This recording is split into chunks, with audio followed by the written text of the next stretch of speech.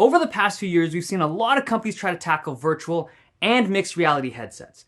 The vast majority of them, though, haven't been all that successful, but rumor has it Apple will be launching their own headset this June at WWDC. And if the rumors are true, they have some stuff lined up that I think only Apple could pull off right now. But before I go any further, I gotta come clean. I've been fooling you guys this whole video, because if you look carefully, you might have noticed that I look a little different this video. So I'm gonna blow your freaking mind. That was just a VR Dave the whole time. You probably didn't even know. Got him! So it looks like Apple's getting into this VR space pretty soon.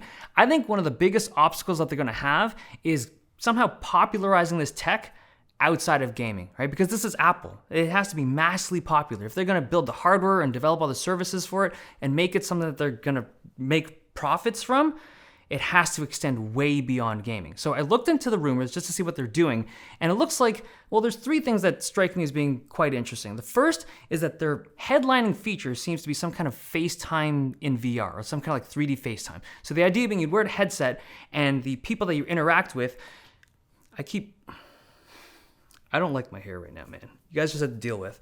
And the people that you interact with would show up in your headset in 3D in a very photorealistic manner. Now, at first, I was like, that's kind of cool. But when it comes to like realistic looking VR avatars, they're usually pretty bad. Like they're the stuff of memes and nightmares. Now, Facebook or Meta has been working on volumetric 3D avatars that look pretty real and can interact with lighting and stuff, but these are typically very time consuming to generate. Like you used to need a rig with hundreds of cameras. You can do a kind of toned down version using just the true depth camera on an iPhone, like the front facing camera with the depth sensor. And then after it does that scan, it still needs hours and sometimes days of processing to be able to generate one of these VR models. But once you have a model, you can pilot it using a headset. Like you would just wear it and the sensors in that headset would be able to detect your facial movements and all your facial cues and project it in real time to that model. But the thing is, you can't generate one of those nice looking models using just this headset in real time. You had to have had a pre-built model that you can control using a headset. And I'm not even sure that this headset, the Quest Pro, can even control it the way that they did in the demos. But because Apple's device would have a very powerful chip like the M2 chip, plus supposedly some like ancillary AR chip built into it, and it has a bunch of sensors, including a true depth sensor and LiDAR and all that stuff, but because it has all the equipment to be able to, in theory, generate a real-time representation of the user who's using it, I think that Apple will be the first company to bring out a photorealistic 3D avatar that's generated in real time for the user. I think that's the only way that Apple would have launched this product, because if they didn't have that capability, like can you imagine Tim going on stage and be like, hey, we have our new 3D FaceTime, you're gonna love it. And then the audience is seeing these like derpy ass 3D models that look like they came from like the PlayStation 2 era.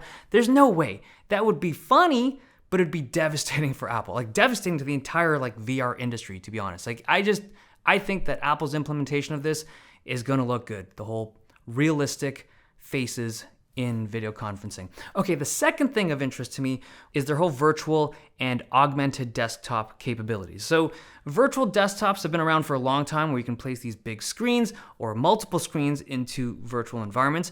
And we have mixed reality desktops where you can take those virtual screens and then stick them into your real environment using things like pass-through feeds, and there's various forms of it. But all of that technology is okay. It never feels like a truly excellent productivity experience for me, and it just boils down to the sharpness of the screen. These are 2K screens per eye, good optics.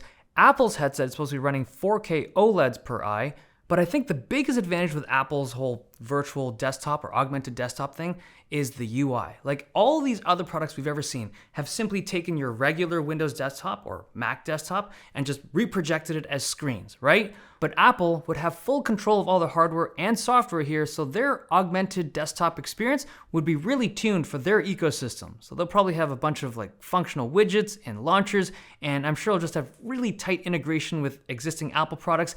Now the controls for the UI are apparently done through a combination of eye tracking as well as finger/hand tracking. So you'll be able to look at things and just interact with your fingers, and it's all detected through sensors on the device. There's no controllers required, which is pretty cool. Okay, the third thing I'm interested in is the media experience that Apple will be able to deliver on this headset. So I'm sure they're gonna have like the giant screens and immersive theaters. We've seen that stuff before. I'm sure Apple's implementation will be cool, but I wanna see how Apple's gonna handle live events in VR, particularly sports. So a few years ago in 2019, I was watching NBA games with a headset, with like a VR headset. I was using the HTC Vive, and there's a company called Next VR that did live events in VR. And it was so cool. They had NBA games with positional audio, so as you moved your head around, it would feel like you were at the event, and like whatever you were looking at, like if you're looking at a ball or a player, as you would track it with your head movement, the viewport was unique to what you wanted to see. And these seats were good, right? These were like $1,000 courtside seats, and you would just be able to experience it from the comfort of your couch. And I remember they had a whole bunch of other events and sports, but the NBA stuff was particularly cool.